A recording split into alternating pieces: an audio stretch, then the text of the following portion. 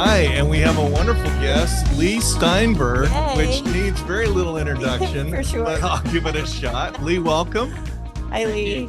Yeah. If you've watched the movie Jerry Maguire, there is a real guy behind the story. The story. And that is Leigh Steinberg. And he's here right now. And Leigh personifies success. Mhm. When Tanya, you brought up Leigh's name, Leigh, what I thought was, what trauma has he been through? Why is he coming on our podcast? Then I got your book. The title is The Agent.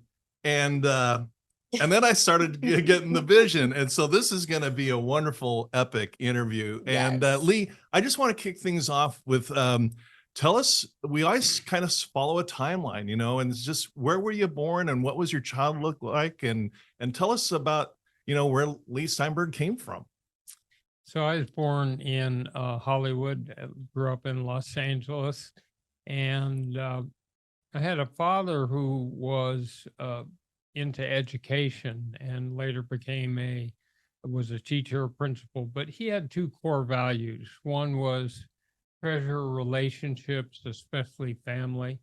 And the second was to make a meaningful difference in the world and help people who couldn't help themselves. So we were fundamentally hardwired at an early age to believe that we had a responsibility. There was a corollary. He used to say, if you're looking for someone to make a change or fix a problem, as minor as picking up trash off the floor and as major as climate change or racism, there's a tendency to wait for they or them to solve the problem, the amorphous they, older people, political figures. And he would say, you could wait forever. The they is you, son. You are the they. So it imbued us with a sense of responsibility. My grandfather ran Hillcrest Country Club, which was the hangout for the entertainment community. And he had lunch every day at a comedian's table, which was Groucho Marx, George Burns, Jack Benny. Your younger listeners may not remember these people, Wow. but they were all comedic greats. Danny Kaye and George Burns and my grandpa took me to my first baseball game. Oh, that's cool. And so I had that influence. I have a picture on Marilyn Monroe's lap. I have a Elvis Presley autographed guitar from those. But again, I had a father who went the other direction, away from entertainment to trying to help people. And he was head of the Human Relations Commission of Southern California, which had all the different ethnic groups, and the whole goal was keeping racial peace. So I was brought up by UCLA parents, went to UCLA my freshman year when Lou Alcindor was the center on the team. And but it was the late 60s and Berkeley was beckoning. It was the vortex of every trend going on with young people in the country. It was long hair and tie-dye and free love and rock and roll. And so I had to be at Berkeley. I had to be at Berkeley. It's like the sex, drugs, and rock and roll.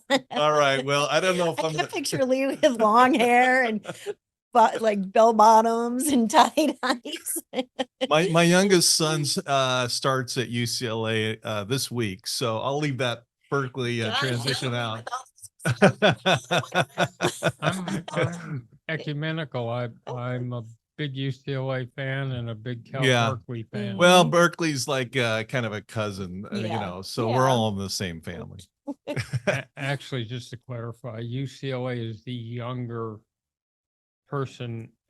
institution in the mix. Berkeley's been here A long since time. 1866, but we digress. Yeah. So I'm at Berkeley and I end up student body president, and we're demonstrating against the war in Vietnam. The governor is Ronald Reagan. Mhm. And so every time we demonstrate, he cracks down. And I learned everything I needed to learn about the art of negotiating from interacting with Governor Reagan. And Later on, he gave me a humanitarian award when he was president. And we laughed about those days, but they weren't that funny when you were living in tear gas and the rest. So I was a dorm counselor in an undergraduate dorm, working my way through law school. And they moved the freshman football team into the dorm. And one of the students was the quarterback, Steve Bartkowski. So when I got out of law school in 73, 74, I was, the only thing I knew about law was there'd been a show called Perry Mason and another show called The Defenders. Mhm. And so I thought I'd be a courtroom lawyer, a DA, or a defense attorney. But before I ever got there, Bartkowski in 1975 became the very first pick in the first round of the NFL draft. And he asked me to represent him. There I was, brimming with legal experience, never having practiced before. And I had the first pick overall in the draft as a client. And there was an alternative football league at that time called the Rural Football League. So we had some leverage. And we ended up getting the largest rookie contract in NFL history. And we flew into Atlanta the night before the signing, and there were Klieg lights flashing in the sky like for a movie premiere. A huge crowd was pressed up against the police line, and the first thing we heard was, "We interrupt the Johnny Carson show to bring you a special news bulletin. Steve Bartkowski and his attorney, Leigh Steinberg, have just arrived at the Atlanta airport. We switch you live." And Wow. I looked at him the way, well, that Dorothy looked at Toto when they got to Munchkin Land and said, "I know we're not in California." And I saw the tremendous idol worship and veneration that athletes were held in the communities across the country. And I thought, well, if I would have these athletes go back to the high school community and retrace their roots and set up a scholarship fund or work for a church or Boys and Girls Club, Mhm. they could put down roots and enhance the quality of life. And then at the collegiate level, my clients like Troy Aikman endowed full scholarship at UCLA and then gave him another $1 million. So it's a way of putting roots down with the Mhm. alums and having a series of mentors. And then at the pro level, we challenge each athlete to look inside themselves and think about some problem they'd like to address and set up a charitable foundation with the leading business figures, political figures, and community leaders. And so Warwick Dunn, a former running back, just put the 200th single mother and her family into the first home they'll ever own by making a down payment and moving them in. Or Patrick Mahomes has 15 in the Mahomies, where he helps youth charities, buys kids school lunches, helps with hospitals. But it's athletes making a difference in the world. And I saw that they could be role models and trigger imitative behavior. So I had the heavyweight champion Lennox Lewis, the boxer, cut a public service announcement that said, "Real men don't hit women." And that could do more to trigger behavioral change in rebellious adolescents than 1,000 authority figures ever could. So, or Oscar De Loy and Steve Young prejudices foul play. Mhm. So that started me back in 1975, and it built from there. Wow. And it sure did. It sure Yeah. did. I'd like to, you said some, by the way, you are being modest. Not only were you the student body president at Berkeley, you won by a 3-1 margin. I mean, it's kind of a landslide. I feel bad for whoever that other Just like, person what's was. a student body folks were. president of the But- entire university? Just But like, I wow. love the value system of your family. Yeah. To cherish relationships Mhm. and to have a purposeful life. Mhm. And was that talked about often, or how was that kind of imparted to the family? How was that kind of talked about and kind of day-to-day living within your household? So when you come from an education family, Mm-hmm. the values are a little different because people have made a conscious choice to turn away from the business world to share their life with kids.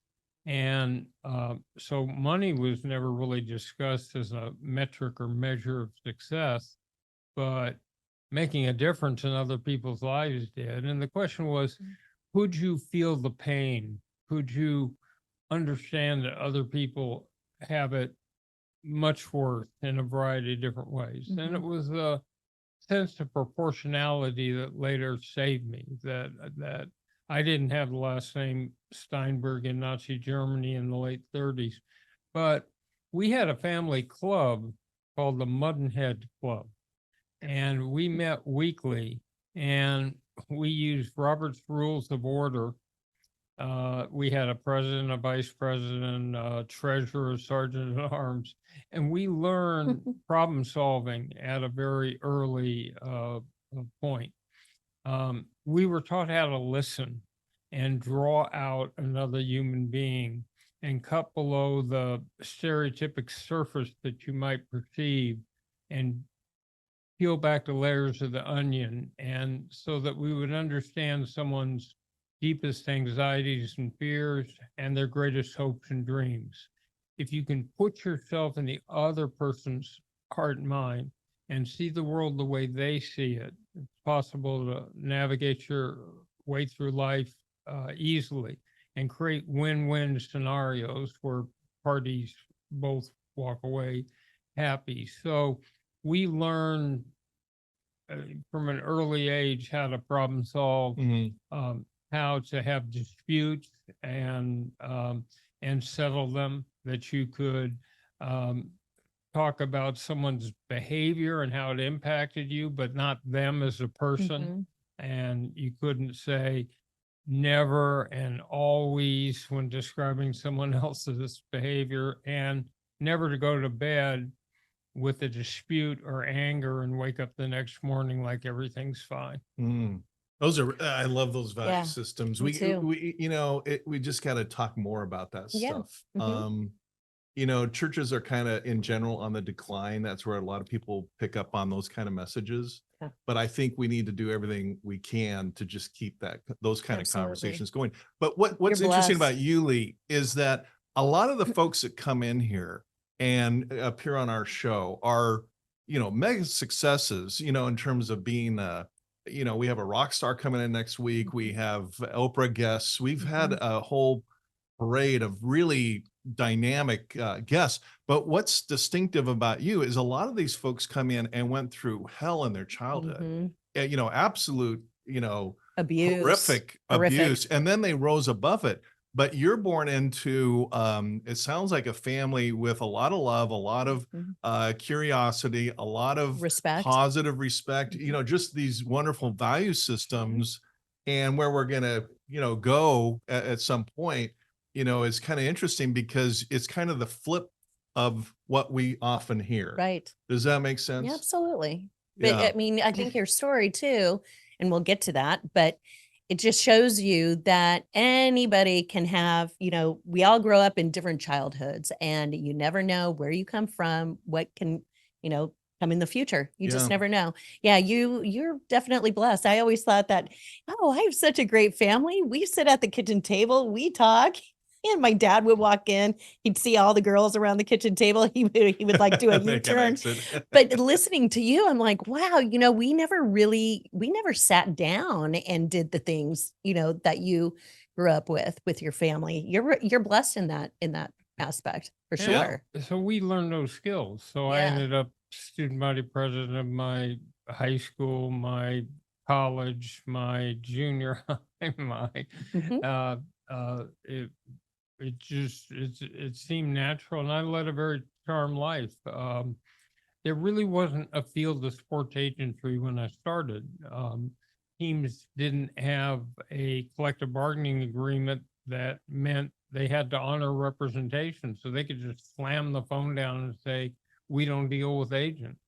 And so by the end of it in football, I had 64 first-round draft picks in the very first in football, and the very first pick in the first round 8 different times, and 12 players in the Hall of Fame. And then a big baseball practice, a big basketball practice, boxing, Olympic stars. But along the way, what was more important, what my dad was more proud of, is the fact that Madeleine Albright, Secretary of State, and I set up a program called Adopt a Minefield, where you could demine in Angola and Mozambique and Cambodia and take those toxic landmines out of there in a way where you could restore the land, or funding a program in the 30 biggest cities across the country that taught people how to do intelligence work, spot white supremacists and skinheads, and intervene in crisis situations, and then go into school systems and promote ethnic diversity.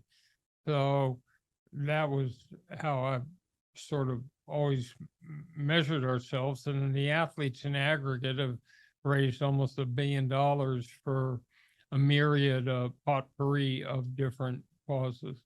Yeah. So by the way, what was your dad, what did your dad do? What kind of work did he do? He was principal at Fairfax High School in Los Angeles, and LeConte Junior High in Hollywood.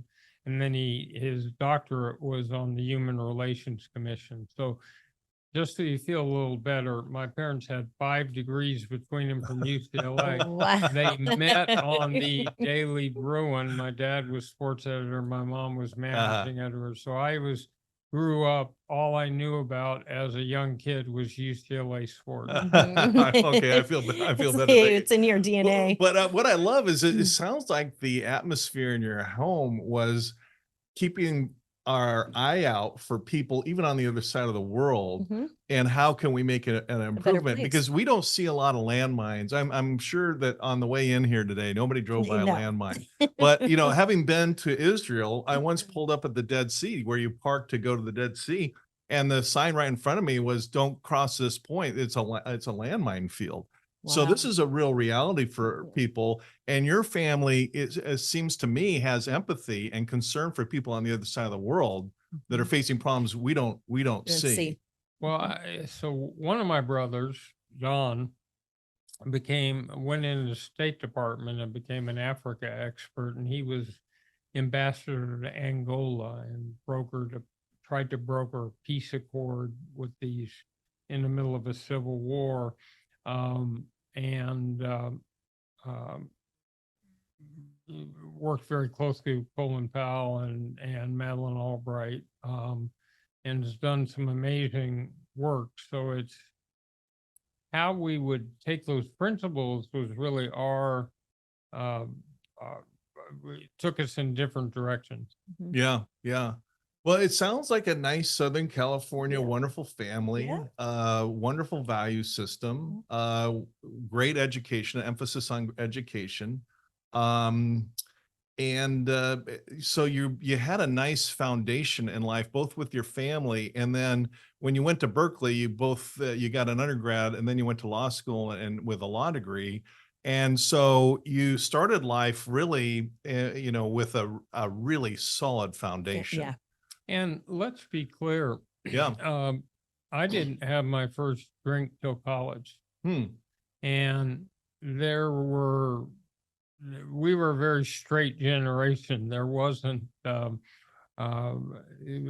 didn't know anything about marijuana till we got to college. We didn't, there was no meth or anything else. Our drugs in college were drugs of exploration. But my point was, I really didn't know much about drinking till I got to college, and then I was 1 beer Steinberg. So, so I had many long years of relative sobriety before it all crashed down. Okay. Now let's talk about what happened that led you to that spot? So it was never anything in my work life. I would go into the office expecting that, notwithstanding our greatest preparation and anticipation, problems would arise that would seem unsolvable. And so I was prepared for that. And that wasn't stressful. It wasn't the fact I was traveling or the work pace or anything. But in my private life, I felt a real sense of responsibility. So the first thing that happened in the 2000s was that my two boys were diagnosed with retinitis pigmentosa, which is an eye disease that leads to blindness that is incurable. And I thought, oh my God, I'm supposed to be the father. There's got to be a way I can figure out a cure. And that was probably grandiose. And then my father, who was a central figure and a real rock in my life, died a long death of esophageal cancer. And that was painful. And again, I thought there has to be something I could do. And then we lost a house in Newport Beach to mold. And we had to move out within a day. And our dream house, we ended up knocking to the ground. And then I started to experience problems in my marriage. So I felt like all this is happening around me, and I can't seem to control it. I can't save my kids, save my father, save my marriage, produce a home we could live in. And I turned to alcohol as a numbing device. And when I eventually split up with my wife, I had never really drank a lot except late at night. But all of a sudden I found out when I moved on my own, which was the only time I lived on my own, that it was legal to consume alcohol while it was light outside, which I had never done. I know. And so I could get a pretty good alcohol level going then. So I evolved from one beer Steinberg to to drinking, and there started to be consequences. Yeah. Well, and I in your book, and again, I'm referring to The Agent. I recommend everybody gets it. That I read where when you were very, very close to your dad, it was quite clear from reading the book that you had a really strong bond with your father. And yet when he passed away, if I remember what you said correctly, you said that you didn't cry, you bottled up inside, and that you had kind of conditioned yourself over the years when things happen with the challenges with your children's health and eye problems and your father's long illness and your marriage, that you tended to just bottle up inside, which is, and Tanya and I have talked about this at length, is the quintessential mistake. I've made it personally. A lot of people have, and I love the way you articulated it in your book, how that despite the great affection and love for your dad, you had bottled that pain up. Well, I was also the oldest son, so, and had a lot of responsibility for the funeral and getting through the period. And I felt like I needed to be strong for my mother and my brothers and be the strong figure and get us through it. But that was a mistake because I didn't expiate the grief, and it became destabilizing. And so and I eventually got to the point where I realized I had a problem. And so I closed up my office and gave the practice to the younger agents. And I had a virtually unspendable amount of money, and divorce started to deal with that. I wanted to make sure that my wife had the resources to always be able to take care of our boys. And so all of a sudden, I didn't have money.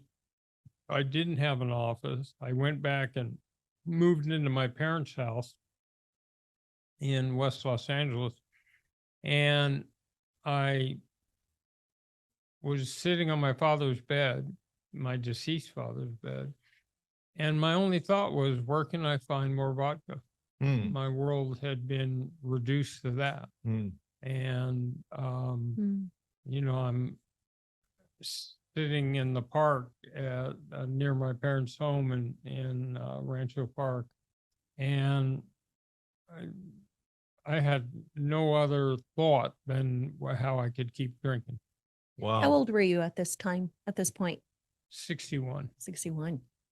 And so this was after the Jerry Maguire movie, if my chronology is this right. is um, 15 years after Jerry Maguire. Yeah, Mhm. yeah.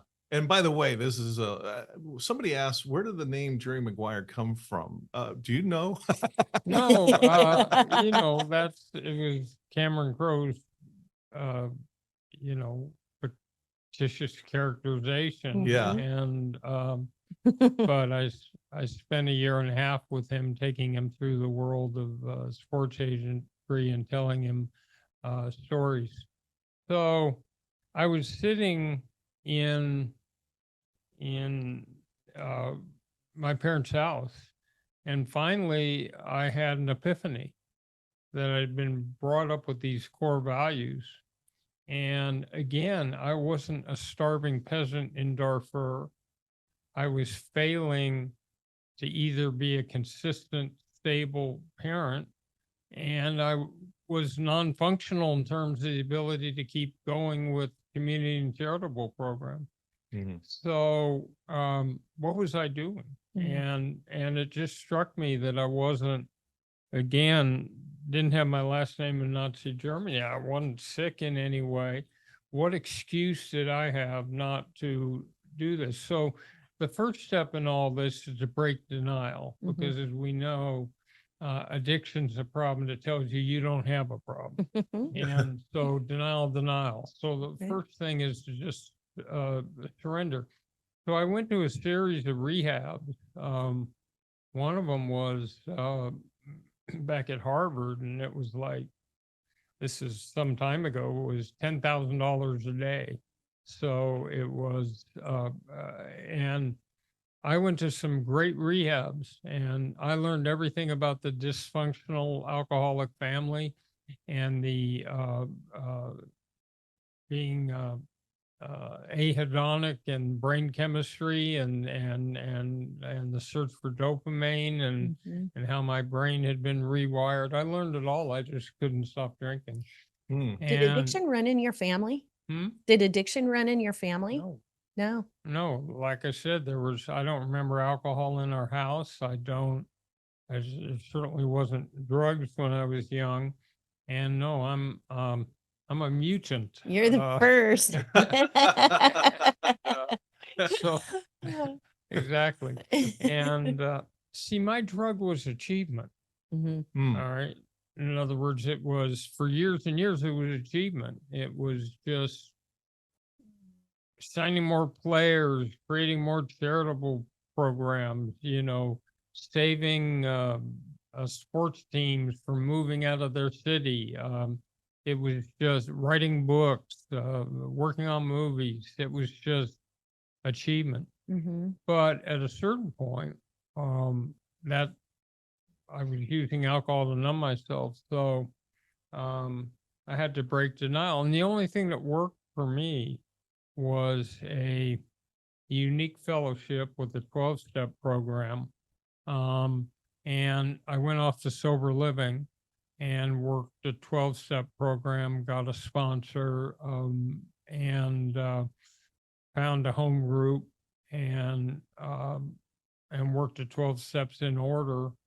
And I had a sponsor, and it was a bit like the Greek legend Sophocles, who pushes a big boulder up a hill, And every time you push the boulder, it moves a little bit, but then it rolls back and it moves a bit. And there was so much detritus and destruction I'd done. I was like $5 million in debt. And I couldn't do this privately. So any aberration, if I drove drunk, it was going to be a headline story, mini headline story in the Times and the Register and around the world. So, so it required a sense of optimism, a belief that there was light at the end of the tunnel. And I'd come from a family where, you know, if there was you went into a barn and there was a pile of pony defecation, there must be a pony in there somewhere. So, so I heard in that unique fellowship messages of hope that life could be better. And even though it seemed dark and foreboding, I just had to keep plugging. And I realized in this time that I had told people so many times that it'd be different this time. This time I understood. This time I had it. And it wasn't purposeful lying. It was just that my brain had changed and and the cravings were so strong. So this time I did none of that. I just stacked up days of sobriety because I knew that nobody really wanted to hear any of my pledges or promises. What they wanted to see was action. And so it was just a matter of stacking up days and days. And then at the end of that, what was I going to do? My comeback, as it were, is being a stable, loving father and making a difference in the world, but mostly sustaining sobriety. And the business part of it I knew would be challenging because at a certain age, I don't have a divine right to represent athletes. And they would ask me, I knew, can you promise us that you'll stop drinking? Can you promise us you'll never relapse? You're getting a little long in the tooth, you know, you've been out of this profession for a while, you know, you couldn't manage your own money correctly. How can you manage ours? I had to prepare myself for the fact that I was going right back into what I'd done for now it's been 48 years is a similar thing, which is competing for professional athletes, but a hyper competitive profession with thousands of people competing for every athlete. And so, how could I ever get going again? But I found a group of investors in Houston, Texas, of all places.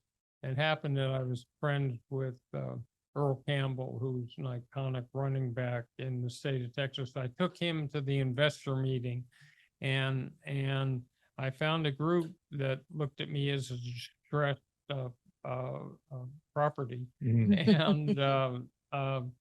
And they agreed to a valuation for a new company of $10 million and started to represent athletes again. And the first breakthrough was 2016, where I represented a first round quarterback.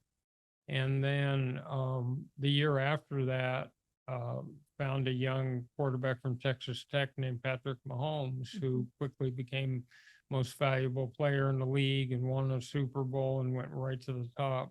And another quarterback, Tua Tagovailoa, and we built Steinberg Sports and Entertainment. Yeah. Oh my gosh. Wow.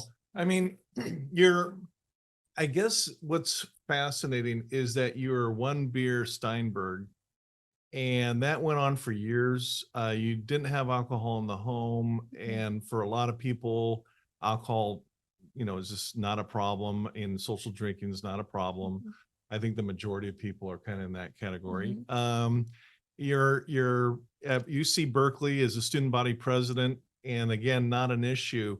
I'm really kind of where I'm going is I'm curious about more about the transition, where you went from the one beer guy to, was it a gradual thing, or was it, describe that process of alcohol going from a nothing issue to really kind of taking you Mm-hmm. in a wrong way. So as these problems were building, what I would do is drink late at night by myself, Hmm.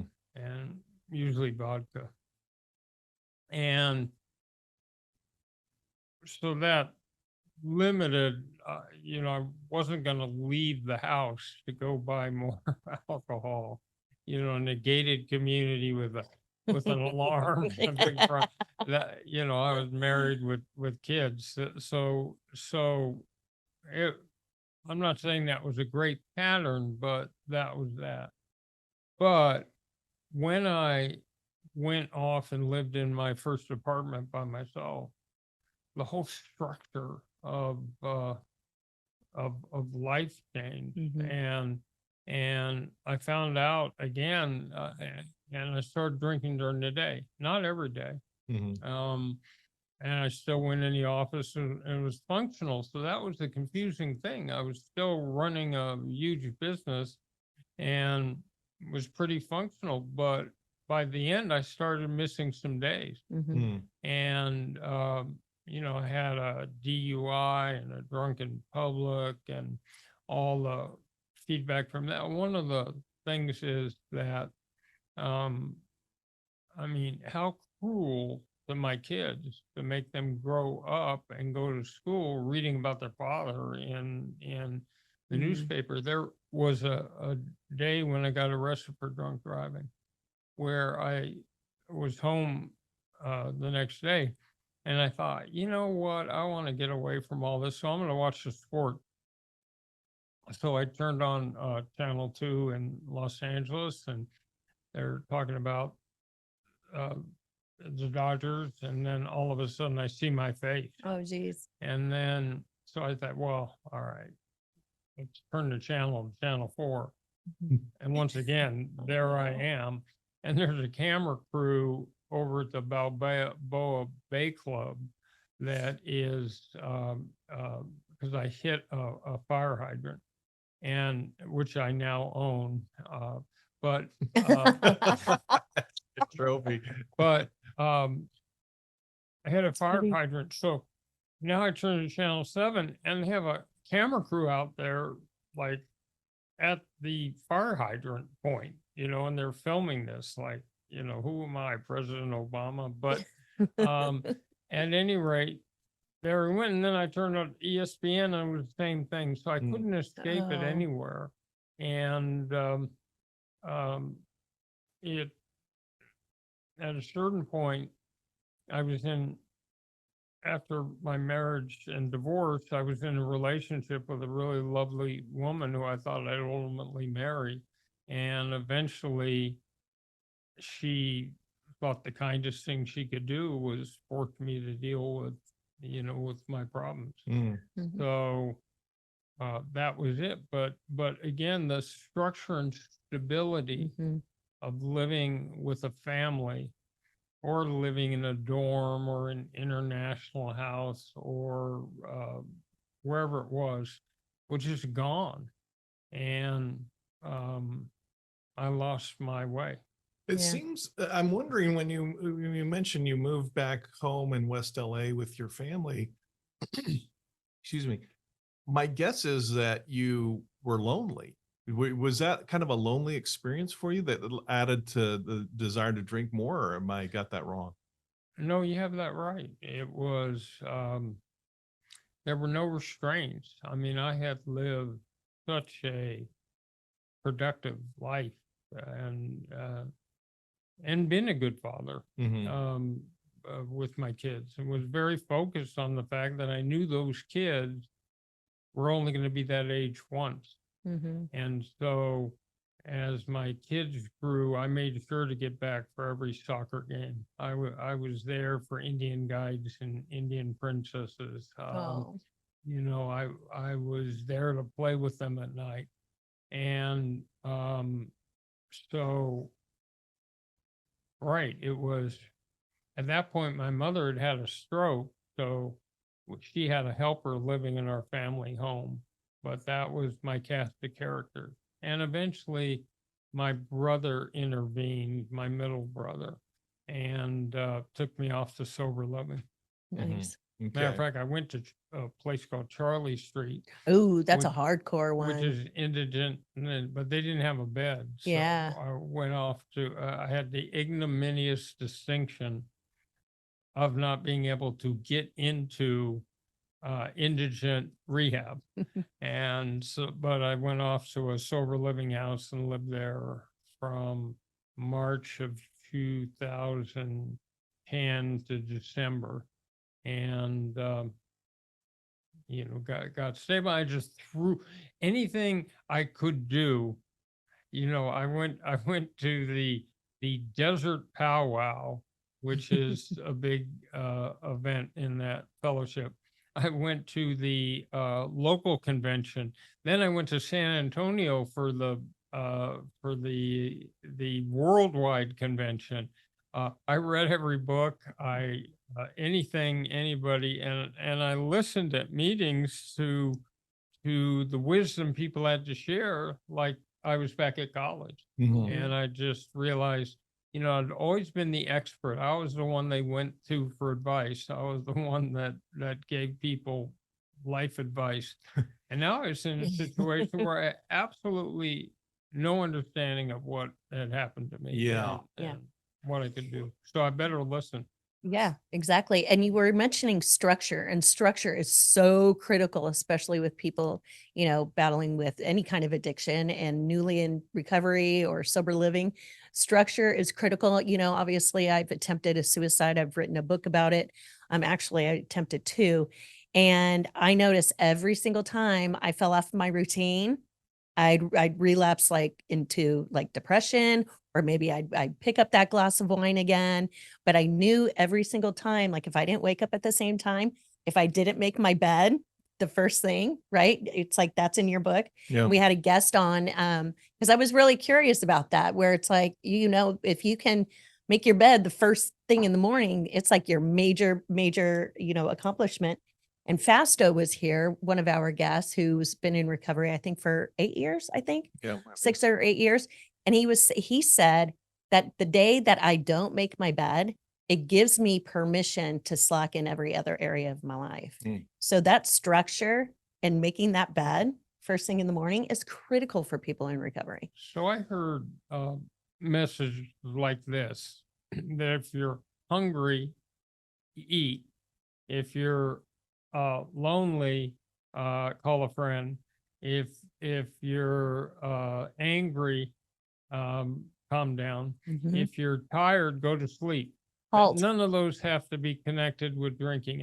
And one of the things I saw in the meetings and the fellowships that I went to was people that were dealing with problems so severe where they were losing a kid to drugs, or they had cancer, or they had these horrific problems, but they weren't drinking them. Mhm. So you're able to see that. And then I heard that if you would ever start drinking again, there'd be a pilot light internally that would take you right back to your worst moments. You Mhm. wouldn't start gradually all over again. Mhm. So I heard some great messages. I had some great teachers. I certainly didn't get this far in recovery by myself. I had loads of help from friends and different people reaching out that helped me economically and helped me in a variety of ways. And I saw for the first time how easy it would be to become homeless, how how tender that bond is between being a high functioning person in society and it all tipping over. Yeah, I want people to kind of understand what's going on here. Here you are, Leigh Steinberg, born into sounds like a really wonderful family, wonderful values, UCLA, then you transfer over to Berkeley, law degree, and then you're the student body president. I mean, this is just personifying success. Then you become a sports agent, and you're doing this deal and that deal. The whole world starts to know who you are, and you're coming up all the time. And then you're accustomed to a life with limousines and private jets and the rich and famous. And I read somewhere that you had Robin Leach, Lifestyles of the Rich and Famous, cover your wedding or something like that. Right. Is that right? I mean, this is like mega success where alcohol was never a problem. And then, there's these issues with losing your dad, the marriage is rocky, your kids have these health problems, and it morphs into this alcoholism really that takes you down to a point where there's no more limos, there's no more private jets, and you're scratching for change out of the ashtray right to buy a hot dog. I mean, I'm underneath the making that couch. up, but it's But let's be clear. That part of it, I was never dependent on. In other words, yes, I took private jets. Yes, I had limousines. Yes, we lived in Newport Coast in a house where you could see from Laguna Beach to downtown and all that. But I wasn't dependent on those things, because I had grown up where there were 5 of us in a little house with 1 bathroom. And my dad was a teacher. And when our jeans wore out, we put patches on them and we put taps on the bottom of our shoes so they wouldn't wear out. And, we collected grease and bottles and all that stuff. I always felt fine about that, but I was never dependent on that, nor I'd also been taught not to get dependent on newspaper clippings and external adulation, that this was our real life, the 3 of us sitting here. And that's real life, and all that public profile is ephemeral. It could go away. Even if you put your name on a building, you're not giving yourself eternity. Right. So that part I was always balanced on. Nice. And not dependent on. So not having money was the least of it. It was losing relationships. That's beautiful. Yeah. That's a beautiful point. The connections. Yeah. I think what I'd like to do is maybe in this episode, because I think we have a sense of the dive. And then in the next episode, come back and talk about getting your feet back on the ground, because it sounds like you went through a lot of different options from Harvard to Hoag Hospital, all over the place with recovery projects or programs. And there's, I'm sure, some really wonderful lessons there in terms of deciphering what worked, what didn't work. And I think we need to explore that. So let's do that on the next episode here on Post-Traumatic Thriving, where we dive, survive, and thrive. The choice is yours. Thanks for supporting our podcast. Be sure to like, share, and subscribe, and follow us on your favorite social media. For books, merchandise, or to donate, visit CoreIQ.com. Post-Traumatic Thriving is produced by CoreIQ, a nonprofit with a mission to teach the life skills we all need but are not taught in school. CoreIQ and the Post-Traumatic Thriving podcast are for informational purposes only and do not provide medical or mental health advice. Always consult with your licensed medical and mental health care providers.